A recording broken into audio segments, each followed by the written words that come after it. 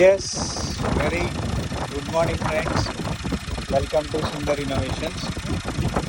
Dear friends, మనం ఈరోజు Sundar carbon anti dot plus టెక్నాలజీని XUV 700 వెహికల్కి మనం చేస్తున్నాం మిత్రులారా. సో ఇది nearly 1 year old vehicle, 2 years old vehicle. So 50,000 kilometre వరకు డ్రైవ్ అయింది.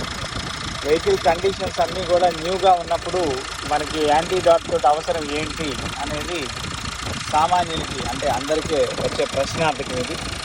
సో దీనిలో సరైన సమాధానం ఏంటి అంటే, ప్రస్తుతం మనం ఈ వెహికల్ని మనం ఒక ఎగ్జాంపుల్గా తీసుకుందాం. సుమారు 50,000 కిలోమీటర్లు ఇప్పటి వరకు వెహికల్ డ్రైవ్ అయింది. యాజ్ పర్ షోరూమ్ లెవెల్ ప్రకారం మనకి ప్రతి 15,000 కిలోమీటర్లకి ఆయిల్ చేంజ్ చేయమని మనకి మెయింటెనెన్స్ గైడ్ లైన్స్ అనేది కంపెనీ వాళ్ళు ఇవ్వడం జరుగుతుంది. Maintenance guide lines. సో దీన్ని ఈ మెయింటెనెన్స్ ఎందుకు చేయాలి అనే దాన్ని మనం ఒకసారి ప్రశ్నార్థకం చేస్తే దానికి సరైన ఆన్సరే లేదు ఇప్పుడు ప్రస్తుతం మార్కెట్లో. ఎందుకు అంటే ఇప్పుడు ప్రస్తుతం మనం ఏం చేస్తున్నాం, మనం ఇంజన్ రన్నింగ్ కండిషన్ చూస్తున్నాం. ఈ యొక్క రన్నింగ్ కండిషన్లో ఇక్కడ ఎయిర్ ఫిల్టర్ నడుస్తుంది. ఎయిర్ ఫిల్టర్ నుంచి ఇంజన్కి ఎయిర్ వెళ్ళింది. టర్బో ఛానల్ ద్వారా ఇలా గాలి ఇంటర్ కూలర్ సిస్టంలోకి వెళ్ళి ఈ ఇంటర్ కూలర్ సిస్టమ్ నుంచి ఇంజన్లోకి ఈ పైప్ ద్వారా గాలి వెళ్ళింది. ఇది గాలి తీసుకునే మార్గం. ఇంకొక రెండో మార్గం ఇంకొకటి ఉంది.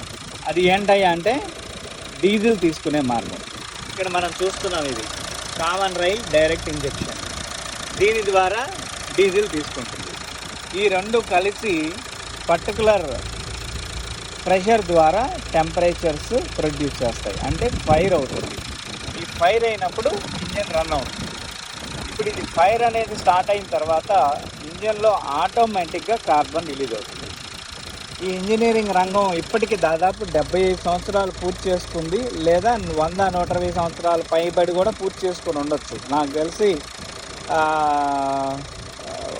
ఆటోమొబైల్ ఇండస్ట్రీ స్టార్ట్ అయితే నియర్ అబౌట్ 150-160 ఇయర్స్ అయింది. అంటే పెట్రోలు డీజిల్ ఉత్పత్తులు తయారు చేయటం, సమాజం వాడుకోవటం. సో దీన్ని ఈ 160 సంవత్సరాల నుంచి పెట్రోలియంలో ప్యూరిటీని తీసుకొచ్చారు. పెట్రోలియం ప్రోడక్ట్స్ని పెంచేశారు, ఉత్పత్తి సామర్థ్యాలను పెంచేశారు. సో దీనివల్ల ఏం జరుగుతుంది, హై డెన్సిటీ ప్రోడక్ట్ అనేది ఒకటి వస్తుంది, లో డెన్సిటీ ప్రోడక్ట్ అనేది ఇంకొకటి వస్తుంది. ఈ రెండు రకాల ఉత్పత్తి ద్రవ్యాలే అనేక రకాల పెట్రోలియం ప్రోడక్ట్స్ కింద మనకు వస్తున్నాయి. ప్రస్తుతం వాటిల్లో డీజిల్ అనే ఒక ఇంజన్ని మనం చూస్తున్నాం. ఈ డీజిల్ ఇంజన్కి మనం పెట్రోల్ పోస్తే దీని మదర్ అంతా కూడా మొత్తం ప్రపోలెంట్, అంటే ఒక బేస్ నుంచి వచ్చిందే కదా, ఈ బేస్ నుంచి మనం పెట్రోల్ కూడా పోయొచ్చు కదా అని కనుక మనం ప్రశ్న చేస్తే ఇంజనీరింగ్ విభాగంలో అది కుదరని పరిస్థితి. అంటే దాని అర్థం ఏంటి అంటే, పెట్రోల్కి పెట్రోల్ ఇంజెక్టర్ ఉండాలి, డీజిల్కి డీజిల్ ఇంజెక్టర్ ఉండాలి. రెండు ఇంజెక్టర్లు ఒకటే, వాస్తవానికి ఇంజెక్టర్ నిర్మాణం ఒకటే. ఏ ఇంజెక్టర్ని తీసుకున్నా కానీ నిర్మాణం ఒకటే. కాకపోతే డీజిల్ ఇంజెక్టర్ ఏమో చాలా హెవీగా పెద్దగా ఉంటుంది. చూడండి, పెట్రోల్ ఇంజెక్టర్స్ చాలా చిన్నవిగా ఉంటాయి. జస్ట్ మన ఇంజెక్షన్ అంత సైజు కూడా ఉండవు. అంటే దీని సామర్థ్యం ఏంటి అంటే, అది లో డెన్సిటీలోనే దానికి ఎక్కువ ప్రెషర్ ఇస్తే పెట్రోలు ఎవాపరేషన్ లాస్ పెరుగుతుంది. డీజిల్కి ఎంత ప్రెషర్ ఇచ్చినా ఎవాపరేషన్ లాస్ అనేది ఉండదు. పెట్రోల్కి ఎంత ప్రెషర్ ఇచ్చినా కానీ త్వరగా ఫైర్ అయ్యే అవకాశం, బ్యాక్ ఫైర్ అయ్యే అవకాశం కూడా ఉంది. కాబట్టి పెట్రోల్కి సర్టన్ ప్రెషర్లో క్లోజ్ చేశారు. డీజిల్కి కొంచెం ఎక్కువ ప్రెషర్లో పిస్టన్ని కానీ, ఇంజన్ని కానీ, సిలిండర్ని కానీ డిజైన్ చేశారు. దీని ద్వారా మెకానికల్ ఛాంబర్లో ఆటోమేటిక్గా టార్క్ అనేది ఎక్కువ పెరుగుతుంది. ఫస్ట్ వాస్తవాలు మనం గమనిస్తే, మొట్టమొదట్లో డీజిల్ ప్రైస్ చాలా తక్కువ ఉండేది. పెట్రోల్ 10 రూపాయలు ఉంటే డీజిల్ 5 రూపాయలే ఉండేది. అంటే సగానికి సగం తక్కువ ధరలు ఉన్నాయి. ఒకసారి మీరు కూడా మనం ఏదన్నా నెట్లో కనుక కొడితే ఎవ్రీ ఇయర్ ప్రైసెస్ ఎంత అనేది టారిఫ్ వస్తుంది మనకి. ఈరోజు టెక్నాలజీ వచ్చింది కాబట్టి తెలియని విధానాలను కూడా మనం టెక్నాలజీ ద్వారా నిజాలు తెలుసుకునే ప్రయత్నం చేయొచ్చు. సో దాని ద్వారా ఎందుకు ఇది డీజిల్ తక్కువ ప్రైస్ ఉంటుంది అంటే, హై డెన్సిటీ మెటీరియల్. అంటే ఇది పర్టికులర్గా ఎక్కువ పవర్ను వాడినా కానీ ఇది వేరే ఇబ్బంది ఉండదు. దీని తర్వాత ఇంకా వేరే మెటీరియల్ చాలా ఉన్నాయి. షిప్పులకి వాటికి వీటికి వాడేవి LSHS అనే ఫ్యూయల్ అంటారు, లో సల్ఫర్ హై స్టాండర్డ్. ఈ లో సల్ఫర్ మెటీరియల్ని కూడా మనం షిప్పులకు వాడితే పొగ ఉద్గారాలు ఎక్కువ వస్తాయి. అది సముద్రంలో తిరుగుతుంది కాబట్టి దాన్ని ఎవరు పట్టించుకోవాలి. ప్రస్తుతానికి వీరన్నిటికీ కూడా ప్రత్యామ్నాయం ఏంటయ్యా అంటే పొగ. పొల్యూషన్ పెరుగుతూ ఉంది. దేశంలో వాహన వినియోగదారులు పెరిగిపోయారు. కాలుష్యాన్ని నియంత్రించండి అని కాలుష్య నియంత్రణ మండలి వారు వాతావరణ శాఖకి అంటే ఎన్విరాన్మెంటల్ సైన్స్ని దృష్టిలో పెట్టుకొని ప్రభుత్వానికి ఒక విన్నవించడం జరిగింది. దీని తర్వాత మనం BS1 అనే ఒక స్టాండర్డ్ని ఉన్నాం. తర్వాత BS2 అనే దానికి వచ్చాం. ఆ తర్వాత BS3కి వచ్చాం. ఆ తర్వాత BS4 వచ్చాం. BS5 అనేది స్కిప్ చేసేసి BS6లోకి వచ్చేసాం. ఇప్పుడు BS7 మనకు నడుస్తూ ఉంది ప్రస్తుతానికి. ఎటు నుంచి ఎటు వెళ్ళినా ఏం జరిగినా ఈ పారామీటర్ కండిషన్ ఏది మారలేదు. ఇవన్నీ యాజిటీజ్గానే ఉన్నాయి. BS7 బ్యూరో ఆఫ్ ఇండియన్ స్టాండర్డ్స్లో 7 అంటే ఏంటంటే వాహనం అనేది అత్యంత పొల్యూషన్ని అంటే ఉద్గారాలు చేయకూడదు. ఈ ఉద్గారాలు చేయకుండా ఎలా ఉంటుందండి? డీజిల్ 1 లీటర్ డీజిల్ని మనం తీసుకెళ్ళి ఫైర్ చేస్తే అది దాదాపు 20,000 లీటర్ల గాలిని కాలుష్యం చేస్తూ ఉంటే 20,000 లీటర్లలో 20,000 లీటర్ల వాల్యూమ్ని 60% ఆఫ్ ఎయిర్ పొల్యూట్ అవుతూ ఉంది. అంటే 12,000 లీటర్ల గాలి కాలుష్యవర్ధం అవుతూ ఉంది. ఈ 12,000 లీటర్ల గాలిలో సుమారు 5.5 కేజీ కార్బన్ డైఆక్సైడ్ ప్రొడ్యూస్ అవుతూ ఉంది. 5.5 కేజీ ఎలా వచ్చింది అంటే ఎయిర్ వాల్యూమ్లో వచ్చింది. వాస్తవానికి 780 ml డీజిల్ డెన్సిటీ 780 గ్రాములు. 780 గ్రాముల్ని 550 గ్రాములుగా కార్బన్ డైఆక్సైడ్ విభజించబడింది. అంటే మనకి ఫైర్ అయింది ఎంతయ్యా? కేవలం 200 ml. గ్రాముల్లో తీసుకుంటే, లీటర్లో తీసుకుంటే 70/30. ఇదే నేను మీకు అనేక వీడియోల్లో ఎక్స్ప్లెయిన్ చేస్తూ ఉన్నాను. యాజ్ పర్ ARI లెక్కల ప్రకారం మనకి ఫైర్ అయ్యే రేషియో అనేది చాలా తక్కువ. ఇంజన్లో కంబషన్ అయ్యే మెటీరియల్ చాలా తక్కువ, బయటికి వెళ్ళే వ్యర్థం చాలా ఎక్కువ. దీనికి ఏముంటుందయ్యా అంటే దీనికి కామన్ రైలుకి ఒక రిటర్న్ ఆయిల్ పైప్ అనేది ఒకటి ఉంటుంది. ఈ రిటర్న్ ఆయిల్ పైప్ మళ్ళా వెళ్ళి డీజిల్ ట్యాంకులోనే కలుస్తుంది. అంటే మండని ఇంధనం అంతా కూడా వెళ్ళి డీజిల్ ట్యాంకులో కలుస్తూ ఉంది. ప్రెషర్ అయిందంతా కూడా ఫైర్ అయిన తర్వాత సిలిండర్ లూబ్రికెంట్ అంటే పైకి కిందకి ఆడటం వల్ల ప్రెషర్ లాస్ అయిపోయి ఆటోమేటిక్గా వెళుతుంది. మరి ఈ 100 సంవత్సరాల నుంచి ఈ టెక్నాలజీని ఎందుకు అభివృద్ధి చేయలేకపోయారు? ఇది ప్రస్తుతానికి వాస్తవానికి IC ఇంజన్ అంటారు. దీన్ని IC ఇంజన్, ఇంటర్నల్ కంబషన్. ఈ IC ఇంజన్ తర్వాత మనకి జెట్ ఇంజన్స్ అనేవి వచ్చినాయి. జెట్ ఇంజన్ తర్వాత రోటరీ జెట్ అనేది వచ్చింది. అంటే ఇవన్నీ అప్రూవ్డ్ వెహికల్స్ నేను చెప్తున్నాను. అన్అప్రూవ్డ్ అనాథరైజ్డ్గా చాలామంది రీసెర్చ్ వాలంటీర్గా సర్వీస్ చేసిన వాళ్ళు బొచ్చెడు మంది ఉన్నారు. వాళ్ళందరూ ఎవరు మన పుస్తకాల్లో లేరు, మన టెక్నాలజీలో తెలియదు. వాళ్ళ గురించి మనకు అసలు ఆ పేర్లు కూడా తెలియదు. వాళ్ళు ఏ ప్రాతిపదికన అలాంటి టెక్నాలజీలు నిర్మాణం చేశారో కూడా తెలియదు. ఈ విధానాన్ని మనం ఒక ప్రొటెక్టివ్గా మెటీరియలైజ్ చేయాలి అంటే ఏం చేయాలి? ఇది క్వశ్చన్ మార్క్. అంటే 780 గ్రాముల డీజిల్ డెన్సిటీలో 550 గ్రాముల కార్బన్ డైఆక్సైడ్ ప్రొడ్యూస్ అవుతూ ఉంటే ఇది సుమారు 12,000 లీటర్ల ఎయిర్ని పొల్యూట్ చేస్తూ ఉంటే ఈ 12,000 లీటర్ల ఎయిర్ వాతావరణ కాలుష్యానికి భద్రతకి అయ్యి ఉండి 12,000 కాదు, వాస్తవానికి 20,000 లీటర్లో ఉంటుంది. దాని పర్సంటేజ్ తీసాం కాబట్టి తగ్గింది. ఇలా 1 లీటర్ డీజిల్ 20,000 లీటర్ల గాలిని పొల్యూట్ చేస్తే రోజులు మనం టన్స్ ఆఫ్ ఫ్యూయల్ మనం వాడుతూ ఉన్నాం. ఈ పొల్యూషన్ అంతా ఏమవుతా ఉంది అంటే గాలిలో భారధాతువుగా మారుతుంది, కొంత నేలను చేరుతుంది, కొంత O2 లేయర్ వరకు వెళుతుంది. CO2 కార్బన్ డయాక్సైడ్ అక్కడ O2 దాకా వెళుతుంది ఈ కార్బన్. కాబట్టి ఆ O2 దాకా వెళ్ళే లేయరు మన లంగ్స్లోకి రాదా, మన బాడీలోకి రాదా, మన శరీరంలోకి రాదా అంటే ఖచ్చితంగా వస్తుంది. అది ప్రస్తుత ఆధునికమైన వైద్య సేవల్లో మనకి అందుబాటులోకి రాని రోగాలు కూడా మనకి ఉత్పన్నం చేస్తూ ఉంది. అందుకే కాలుష్యాన్ని మనం కంట్రోల్ చేయాలి, పర్యావరణాన్ని మనం మన కంట్రోల్లో పెట్టుకోవాలి, కాపాడాలి. ఇది ప్రతి మనిషి యొక్క ఔదార్యం. ప్రతి మనిషి తనకు తానుగా తల్లిని ఎలా ప్రేమిస్తున్నాడో, కుటుంబాన్ని ఎలా ప్రేమిస్తున్నాడో, అలాగే పర్యావరణాన్ని కూడా ప్రేమించాల్సిన అవసరం ఇక్కడ నుంచి దాపురించింది. ఇది మన పూర్వీకులు ఎప్పుడో ఈ వాహనాలు లేకుండా గుర్ర బండ్ల మీద, ఎడ్ల బండ్ల మీద ఆ రోజు వాళ్ళకి దీనికన్నా విలువైన అస్త్రశస్త్ర విద్యలు ఉన్నప్పటికీ కూడా వాటిని త్యజించి కేవలం మనుషులు, పశువుల ఆధారితమైన వాహనాలను మాత్రమే తీసుకున్నారు. ఇప్పుడు ప్రస్తుతం మనం ఆ ఎడ్ల బండి ఎక్కేదానికి కూడా ఊళ్ళల్లో ఎడ్ల బళ్ళు లేవు. ఒకటి అలా ఉన్నా మనం అంత లాంగ్ జర్నీని, అంత టైంని, అంత పేషెన్సీని మనం పెట్టుకునే పరిస్థితిలో లేము. కాలమానం మారింది. ఆ కాలానికి ఎడిక్ట్ అయిపోయాము, ప్రయాణానికి ఎడిక్ట్ అయిపోయాము. వాస్తవికానికి మన అవసరానికి ఉపయోగించే డీజిల్ కన్నా, అంటే పెట్రోలియం కన్జంప్షన్ కన్నా అనవసరమైన కన్జంప్షన్ ఎక్కువ ఉంది. అంటే హెవీ ట్రాన్స్పోర్ట్ వెహికల్స్ అన్నీ అవసరానికి వాడతారు. లో మోపెడ్ వెహికల్స్ అన్నీ కూడా కొన్ని అవసరానికి ఉంటాయి, కొన్ని ఎంజాయ్మెంట్ ఉంటాయి, కొన్ని లైఫ్ రీజనల్స్, ఎన్నో బొచ్చే రీజన్స్ ఉంటాయి. సో వాటన్నిటి రీజన్స్కి కూడా మన వినియోగాన్ని పెంచాం కాబట్టి దాన్ని మనం తగ్గించే ప్రయత్నం ఏమన్నా చేయగలమా ఒక మానవుడిగా అని ఆలోచిస్తే, ఈ పర్యావరణ కాలుష్యాన్ని మనం తగ్గించేదానికి సుమారు లాస్ట్ 9 సంవత్సరాలు 10 సంవత్సరాల నుంచి సుందర్ కార్బన్ యాంటీడాట్ అనే ఒక టెక్నాలజీని మనం ప్రకృతి అంటే పర్యావరణ ప్రేమికుడిగా అందరికీ పరిచయం చేయటం జరిగింది. ఇది రిలీజ్ చేసిన కొంతకాలానికి దీంట్లో ఫేక్ అనే పద్ధతిని చాలామంది అవలంబించారు. అంటే ఇది కరెక్ట్ కాదు, ఇతను చెప్పేది నిజమా అబద్ధమా అనే దాన్ని ఔదార్యంతో ఉన్నారు, అంటే సందిగ్ధంలో ఉన్నారు.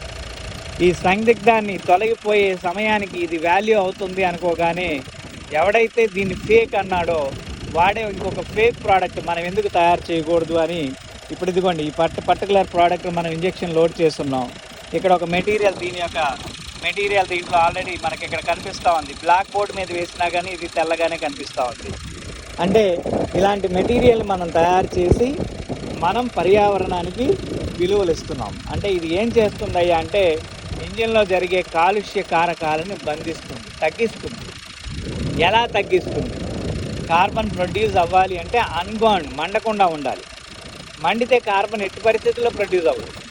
పూర్తిగా మండిన తర్వాత 780 గ్రాముల డెన్సిటీకి 78 గ్రాముల కార్బన్ రిలీజ్ అవ్వడం ఖాయం. దాంట్లో ఎట్టి పరిస్థితుల్లో ఎవడు దాన్ని త్యజించలేడు. కానీ 78 గ్రాముల ప్లేస్లో 550 గ్రాముల కార్బన్ రిలీజ్ అవ్వటం అనేది చట్టరీత్యా నేరము. దీన్ని మనం అందరము కంటిన్యూ చేస్తూ ఉన్నాం. కాబట్టి ఈ విషయంలో 60% ఫ్యూయల్ ఎఫిషియన్సీ మనం పెంచుకోగలిగితే, అంటే మీరు పంపించిన డీజిల్, ఈ పైపు ద్వారా మీరు పంపించిన డీజిల్ ఏదైతే ఉందో అది వాహనంలో 60% ఫ్యూయల్ ఎఫిషియన్సీని మనం పెంచగలిగితే బయట నుంచి వచ్చే ఉద్గారాలు అప్ టు 50 to 80% తగ్గిపోతాయి. ఆ తర్వాత ఉద్గారాలు ఎప్పుడైతే తగ్గుతాయో మీ ఎనర్జీ మీకే ఫ్యూయల్ ఎఫిషియన్సీగా పెరుగుతుంది, యావరేజ్ మైలేజ్ పెరుగుతుంది, ఇంజిన్ పికప్ పెరుగుతుంది. ఇంజిన్ ఆయిల్లో కార్బన్ ఉద్గారాలు తక్కువ ఉండటం ద్వారా ఇంజిన్ ఆయిల్ ఎట్టి పరిస్థితుల్లో కూడా మీకు మెయింటెనెన్స్కి రాదు. దీన్నే ఇందాక మనం మెయింటెనెన్స్ మాన్యువల్ లా, పీరియాడికల్ మెయింటెనెన్స్ అని చెప్పుకున్నాం ఆల్రెడీ. మనం గవర్నమెంట్ ప్రికాషన్ అది, అంటే ఇంజిన్ తయారీదారులే ప్రభుత్వానికి అప్పచెప్పారు, మా ఇంజిన్ మీరు మెయింటైన్ చేయాలి అంటే మీరు ఎవ్రీ 15,000కి పీరియాడికల్ మెయింటెనెన్స్ ఇవ్వాలి అని. సో వారు కూడా అదే నియమాంశాన్ని మనకు పెట్టారు. ఇప్పుడు 15,000 పనిచేసే ఇంజిన్ ఆయిల్ మనం అదే ప్యాకెట్ని వాడకుండా ఇంట్లో పెడితే 3 సంవత్సరాలు కాదు 30 సంవత్సరాలకు కూడా అలానే ఉంటుంది. దాంట్లో మార్పు రాదు. ఎందుకంటే అది వేడెక్కదు, శీతలీకరణం చెందదు, ఉష్ణీకరణం చెందదు, దాంట్లో కార్బన్ అనే మెటీరియల్ కూడా ఉత్పత్తి అవ్వదు. ఈ 2 ప్రాసెస్ల ద్వారా దాని యొక్క మార్పులు ఎట్టి పరిస్థితుల్లో మనం చూడలేము. కానీ ఇప్పుడు ఈ ఇంజన్లో కింద ఉండే ఛాంబర్లో ఉండే ఆయిల్ ఇంజన్లో ర్యాపిడ్గా తిరుగుతూ ఉంటుంది. ఈ తిరిగిన ఆయిల్ ఇంజన్లో కార్బన్ని ఛేదనం జరుగుతుంది. కార్బన్ ఛేదనం ఎప్పుడైతే జరుగుతుందో కార్బన్ తోటి అది మిళితం అయిపోతుంది. అంటే 5 లీటర్ల నుంచి 10 లీటర్ల ఆయిల్, సుమారు 7 లీటర్లు పోస్తారనుకుంటా దీనికి. ఈ 6-7 లీటర్ల ఆయిల్లో ఎంత కార్బన్ నిమిలండు ఉండవచ్చు అంటే సుమారు 1.5 కేజీ వరకు ఉండవచ్చు. సో ఈ 1.5 కేజీ కార్బన్ ద్రవ్య రూపంలోకి వెళ్ళిపోయిన తర్వాత లిక్విడ్ రూపంలోకి ఆ కార్బన్ అనేది మన ఇంజన్ని హార్డ్గా మూవ్ చేస్తుంది. ఈ హార్డ్గా మూవ్ చేయడం చేతే ఇంజన్ టైట్ అవుతుంది, త్వరగా ఇంజను రింగిల్లో ర్యాపిడ్ ఫోర్స్ జరుగుతుంది, అందువల్ల ఇంజన్ బోర్కు వచ్చే ప్రమాదం ఉంది.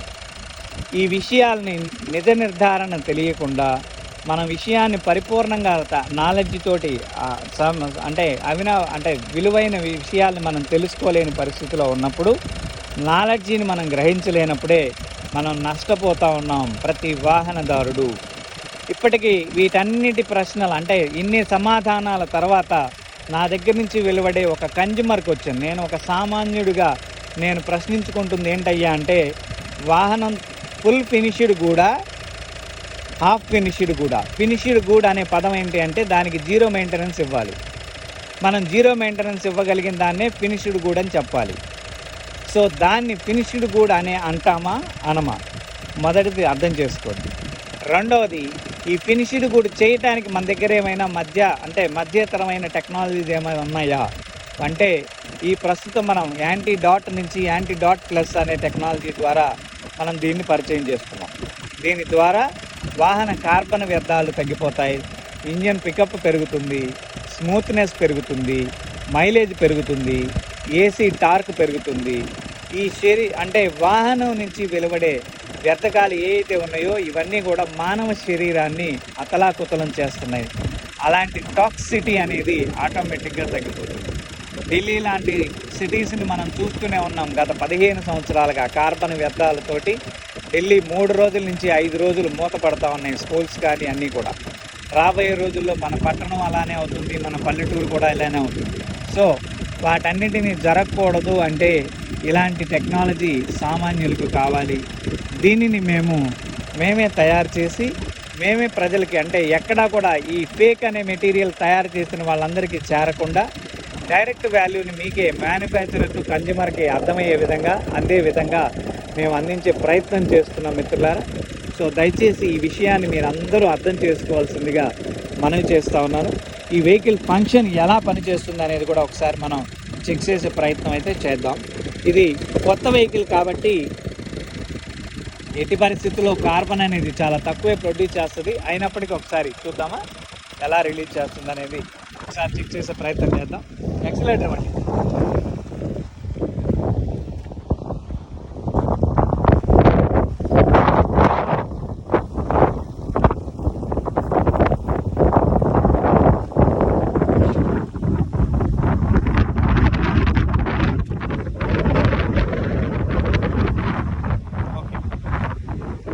సో ఇది ఇప్పుడు చెప్పిన సిలబస్ చాలు.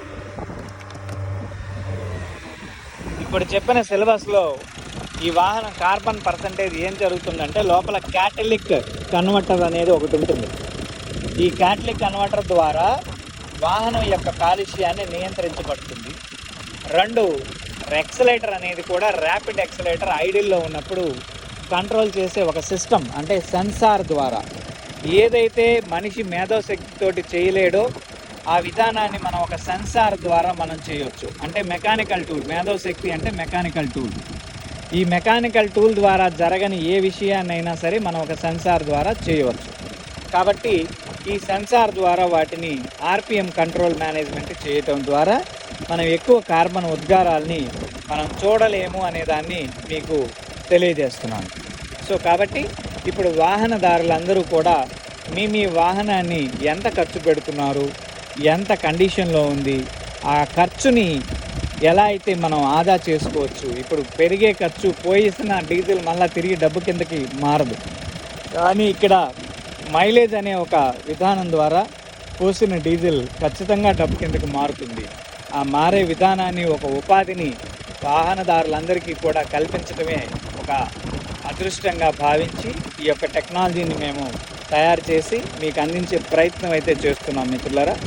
ఇదే వాహన రంగంలో విమానం లాంటి ఇంజన్ని దీనికి గనక పెడితే కాలుష్యం కొంచెం తక్కువే వస్తుంది, కానీ ఆ జెట్ ఇంజన్స్ దీన్ని కొనే స్థాయి సామాన్యుడికి లేదు. ఎందుకంటే ఆ ఇంజనే కోట్లలో ఉంటుంది. కాబట్టి అప్గ్రేడ్ టెక్నాలజీ వెళ్ళాలి అంటే దీని తర్వాత స్థాయి జెట్ ఇంజన్ అంటారు. అది 82% ఫ్యూయల్ ఎఫిషియన్సీ ఉంటుంది. మన వాహనం 28% మాత్రమే ఫ్యూయల్ ఎఫిషియన్సీ ఇస్తుంది. ఈ విషయాన్ని సామాన్యులు, అంటే టెక్నాలజీని తెలియని వాళ్ళు తెలుసుకోగలరని, తెలిసిన వాళ్ళు ఇది నిజమా అబద్ధమా అనే దాన్ని కూడా పరిశోధించుకోగలరని అందరికీ నేను ఈ వీడియో ద్వారా మనవి చేస్తూ ఉన్నాను మిత్రులారా. సో కాబట్టి వాహనదారులు ప్రతి వ్యక్తి కూడా తెలుసుకోవాల్సిన విషయం అంటే ఇది ఎవరికి తెలియకపోయినా కానీ మీ డబ్బుని మీ ద్రవ్యాన్ని మీరు నష్టపోతున్నారు. 2 కాలుష్యాన్ని కారకం చేసి మెట్రోపాలిటన్ సిటీస్లో కాలుష్యాన్ని మనం పెంచుకుంటున్నాం. 3 దీనివల్ల వచ్చే ఉద్గారాలలో మన కుటుంబీకులు కూడా ఒక రోగులుగా ఉండవచ్చు. కాబట్టి ఇలాంటి పరిస్థితి, దయనీయమైన పరిస్థితి మనకు చేరకూడదని ఒక చిన్న సంకల్పాన్ని తయారు చేసి ఆ సంకల్పాన్ని ఆచరణ యోగ్యంగా చేస్తూ మీ అందరికీ ఈ యొక్క టెక్నాలజీని పరిచయం చేస్తున్నాం. ఈ యాంటీడాట్ ప్లస్ అనేది అప్రాక్సిమేట్గా 40% ఫ్యూయల్ ఎఫిషియన్సీ ఇస్తుంది మిత్రులారా. లోపల బర్నింగ్ కెపాసిటీ అప్ టు 75% వరకు పెంచుతుంది. 75% బర్నింగ్ కెపాసిటీ పెరిగినప్పుడు మెకానికల్ కంబషన్ అనేది చాలా అద్భుతంగా పనిచేస్తుంది. అంటే ఒక జెట్ ఇంజిన్ పనితీరుని మీరు ఇక్కడ గమనిస్తారు. సో ఆ పనితీరు మీ వాహనంలోనే, మీ ఇంజనే, మీ డీజిల్ తోటే ఇది జరుగుతుంది. ఇది ప్రత్యేకంగా ఎక్కడి నుంచో ఊడిపడే వస్తువు అయితే కాదు. కేవలం ఈ టెక్నాలజీని, ఈ నానో కల్చర్ని మాత్రమే మేము తయారు చేస్తున్నాం. ఇది మెకానికల్ కంబషన్లో ఇంజన్ సిలిండర్లో ఇది సేవ్ అవుతుంది. సేవ్ అయ్యి దీని యొక్క నానో రాడికల్ మెటీరియల్ ప్రతిదీ కూడా ఇంజన్లో జరిగే ప్రతి కంబషన్ని కూడా యాక్టివ్ కంబషన్గా చేస్తుంది. అంటే 100% కంబషన్ అనే పదానికన్నా ముందల పదం ఇది. 100% కంబషన్ని మనం అంటే ఎఫిషియన్సీ కంబషన్ కింద మనం మాట్లాడతాం. దాన్ని 100% ట్రూ కంబషన్ అని చెప్తాం. ఈ ట్రూ కంబషన్ అనేది రియల్ వాల్యూస్లో జరగదు మిత్రులారా. సో కాబట్టి ఇప్పుడు మనం యాక్టివ్ కంబషన్ మోడ్లో మనం వాహనాన్ని ఖచ్చితంగా చేస్తున్నాం. ఈ యొక్క యాక్టివ్ కంబషన్లోనే ఈ వాహనం దాని యొక్క చైతన్యమైన పరిణామాలని మీ అందరికీ కూడా తెలియజేస్తుంది. మాది మైలేజ్ రూపంలో, పికప్ రూపంలో, ఇంజన్ మెయింటెనెన్స్ని అరికట్టే రూపంలో. వీటన్నిటినీ మీరు పొందడం ద్వారా ప్రతి పీరియాడికల్ సర్వీస్ని కూడా మీరు బ్యాన్ చేసేసి అప్ టు 1 lakh కిలోమీటర్ వరకు కూడా ఎటువంటి మెయింటెనెన్స్ని ఇచ్చే అవసరం లేదు. మెయింటెనెన్స్ పదంలో ఎయిర్ ఫిల్టర్ కూడా ఉంటుంది మిత్రులారా. కాబట్టి మీరు ఎయిర్ ఫిల్టర్ని ఖచ్చితంగా ప్రతి 15,000 కిలోమీటర్లకి మార్చుకోవాలి. ఎందుకంటే మాన్యువల్ గైడ్లైన్స్లో మనం ఏ వాతావరణం తిరుగుతామో మనకు తెలియదు. కాబట్టి 15,000 కిలోమీటర్ల సక్షన్ చేసిన తర్వాత ఇక్కడ ఉండే ఎయిర్ ఫిల్టర్ ఏరియాని మనం చూడొచ్చు. 1 feet by 1 feet ఉంది ఇది. అంటే ఇదివరకు మన ఎయిర్ ఫిల్టర్లో 6 inches మాత్రమే ఇచ్చారు. ఇప్పుడు ఆ విషయాన్ని వీళ్ళు కూడా అర్థం చేసుకొని 1 feet by 1 feet అంటే మామూలుగా ఇదివరకు 10,000 కిలోమీటర్లకి సర్వీస్ ఇచ్చేవారు. ఇప్పుడు అది 15,000 కిలోమీటర్లకి పెంచేదానికి ఆ 1 feet by 1 feet అనే దాన్ని పెంచుకున్నారు. అంటే ఏరియాను కూడా పెంచారు. ఆ పెంచడం ద్వారా గాలి సామర్థ్యం పెరుగుతుంది. గాలి సామర్థ్యాన్ని ఎక్కువ కాలం ఇంజిన్కి క్వాలిటీ ఎయిర్ని అందిస్తుంది. దీని ద్వారా ప్రతి సమాజము కూడా, అంటే ప్రతి వాహనము కూడా సమాజంలో కొంచెం ఎఫిషియన్సీ వాల్యూస్ని పెంచే విధానాన్ని ఆటోమొబైల్ ఇంజనీరింగ్ అంటే ఎవరైతే వ్యవస్థాపకులు ఉన్నారో వారు దీన్ని నిర్ణయించుకోవడం జరిగింది. కాబట్టి ప్రతి 15,000 కిలోమీటర్లకి ఎయిర్ ఫిల్టర్ని తప్పనిసరిగా మార్చుకోవాలి. ఇంజిన్ ఆయిల్ లెవెల్స్ చెక్ చేసుకోవాలి. కూలెంట్ లెవెల్స్ చెక్ చేసుకోవాలి. ఎయిర్ బ్రేక్ అంటే మనకి ఇవన్నీ కూడా ఆయిల్ బ్రేక్ తోటి వచ్చినాయి. ఇప్పుడు ఈ బ్రేక్ ఆయిల్ ఎంత ఉందో చెక్ చేసుకోవాలి. ఇంజిన్ ఆయిల్ చెక్ చేసుకోవడం ఎందుకు అంటే 15,000 కిలోమీటర్ల వరకు ఏమీ కాదు. ఆ తర్వాత కొద్దిపాటి ఆయిల్ తగ్గే ప్రయత్నం అయితే జరుగుతుంది. ఎందుకంటే ఆయిల్ వేడికి ఎవాపరేషన్ అయితే అవుతుంది. ఆ తగ్గిన ఆయిల్ మోతాదుని మళ్ళీ మీరు పోసుకొనడం కోసమే ఇంజిన్ ఆయిల్ చెక్ చేసుకోవాలి. ఈ యొక్క విధానాన్ని ఆచరించినందువల్ల 1,00,000 కిలోమీటర్ల వరకు మనం పీరియాడికల్ సర్వీస్లో పెట్టే ప్రతి 10,000 రూపాయలు 15,000 రూపాయలు మనకి ఆదాయం కింద మారుతుంది. అంటే సుమారు 1,50,000 రూపాయలు మనకి కేవలం సర్వీస్ అమౌంటే మిగులుతుంది. ఈ 1,00,000 కిలోమీటర్లలో 40% ఫ్యూయల్ ఎఫిషియన్సీ యావరేజ్ వస్తే 40,000 కిలోమీటర్లు ఇంటూ ప్రతి కిలోమీటర్కి 7 నుంచి 9 రూపాయల ఖర్చు మనకు జరుగుతూ ఉంది. 4 ఏళ్ళు 28, 2,80,000 రూపాయల డీజిల్ మైలేజ్ అనేది మనం ఆదాయంగా పొందుతున్నాం. కేవలం ఈ వాహనానికి ఇంజెక్షన్ కాస్ట్ అప్రాక్సిమేట్గా అంటే ఇది 2.2 లీటర్ ఇంజిన్ ఉంది. 11,000 రూపాయల ఖర్చుతోటి మనం 4 లక్షల రూపాయల విలువల్ని మనం కాపాడుకుంటూ మన వాహనాన్ని కూడా ఒక చైతన్య దిశలో తీసుకువెళుతూ పర్యావరణానికి హాని లేకుండా మనకు మనం ఏదైతే మనం ఖర్చు పెట్టిన ఇంధనాన్ని గుర్తుపెట్టుకోండి మిత్రులారా, ఈ 4 లక్షల రూపాయలు మీరు ఖర్చు పెట్టే డబ్బే.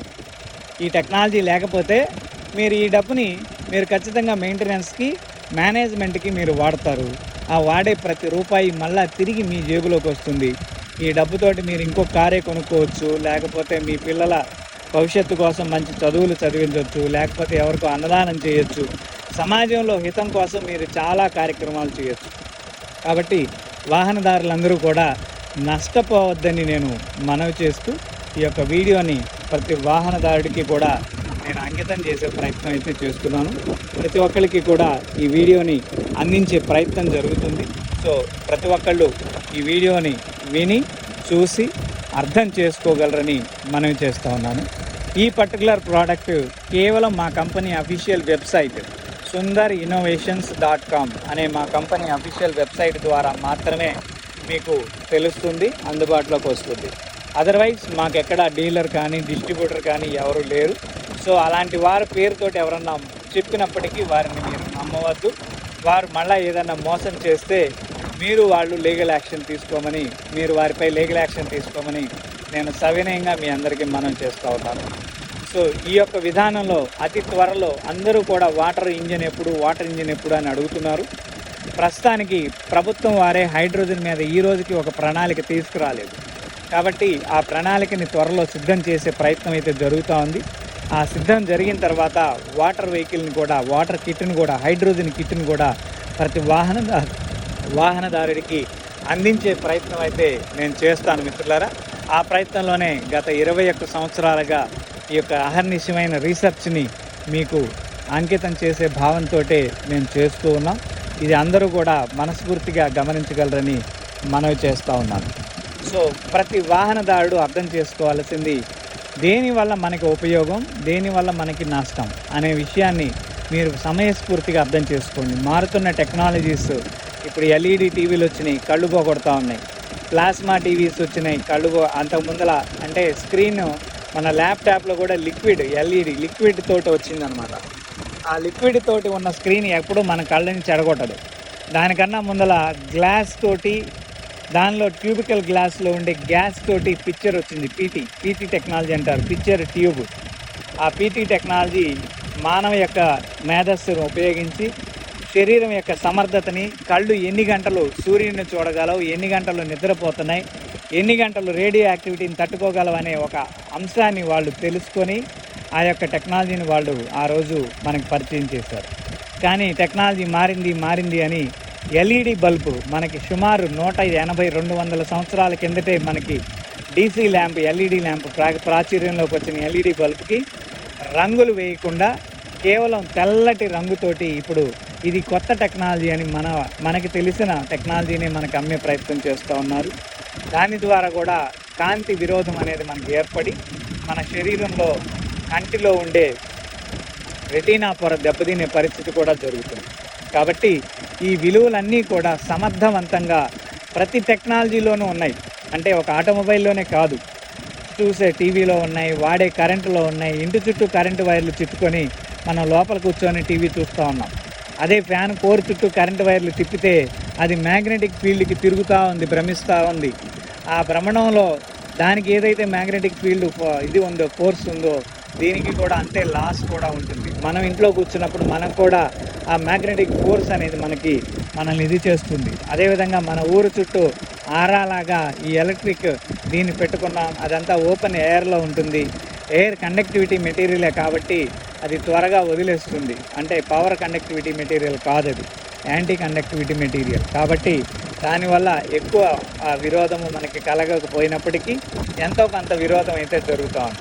ఇలా ప్రతి టెక్నాలజీలో కూడా ఫుల్ ఫినిష్డ్ గుడ్, ఇది అర్థం చేసుకోండి మిత్రులారా. ఈ అర్థాన్ని, దీనికి మనం ఏదైనా ఫినిష్డ్ గుడ్ మనం తీసుకుంటే మనం దానివల్ల ఎక్కువ ఉపయోగాలు మనం పొందగలుగుతాం. ఎగ్జాంపుల్కి ఫినిష్డ్ గుడ్ అనే పదార్థానికి మనం ఆహార పదార్థాలు, fruit 100% finished good, vegetable 100% finished good. అదేవిధంగా మనకి ప్రకృతిలో దొరికే ప్రతి మెటీరియల్ కూడా 100% ఫినిష్డ్ గుడే. దాన్ని తినడం వల్ల ఎవరికి ఎటువంటి ఇబ్బందులు ఉండవు. ఒకవేళ ఎవడూ తినకపోయి అక్కడ పడేస్తే అదే పర్యావరణంలో గాలిలో ఆక్సిడేట్ అయింది. ఆ ఆక్సిడేట్ అయిన పదార్థాన్ని తీసుకెళ్ళి నేల మీద పడేస్తాం. ఆ కుళ్ళిపోయిన పండు నేలలో కబలించుకుపోయి మట్టిగా మారుతుంది. అంటే బయోడైవర్సిటీ అనేది మనకి ఆవిర్భావం చెందుతుంది. ఈ బయోడైవర్సిటీ అనేది ఆవిర్భావం చెందనంత వరకు కూడా సృష్టిలో ప్రతి జీవరాశి కూడా ఇబ్బంది పడుతుందని మీకు మనవి చేస్తున్నాను మిత్రులారా. 84 లక్షల జీవరాశులు సముదాయమే ఈ సృష్టి. మీరు ఏ జీవరాశిని తీసివేసినా, ఫర్ ఎగ్జాంపుల్ ఇంట్లో చీమలు ఉన్నాయి, వాటిని తీసేసాము, మీరు పడేసిన ఆ చక్కెర పలుకులో, ఆహారం పలుకులో ఎవడు తీసేస్తాడు? మీకోసం భగవంతుడు ఒక నానో రోబోట్ని, జీవం కలిగిన నానో రోబోట్ని భగవంతుడు సృష్టి సముదాయంలో పెట్టాడు. అదేవిధంగా చెదలు, పుట్టకి ఈ చీమలు తీసుకెళ్ళి చెదలు అందిస్తే చెదలు తన యొక్క జీవ సముదాయాన్ని పెంచుకొని గ్రౌండ్లో, భూమి లోపల అనేక గాలిని తీసుకువెళ్ళే మార్గాలను ఏర్పాటు చేసుకుంటుంది. భూమి లోపల అనేక జీవరక్షిత సముదాయాన్ని ఈ చెదలు ఏర్పాటు చేస్తాయి. సో ఇలా అనేక జీవరాశి సముదాయమే ఈ సృష్టిని. ఆయన ప్రతి ఒక్కళ్ళు ఈ విషయాన్ని అర్థం చేసుకోగలరని మనవి చేస్తూ ఉన్నాను. ఏ ప్రాణికి హాని చేయకుండా బ్రతకడమే మానవత్వము, మనుగడ, మనిషి యొక్క జీవన ధర్మం.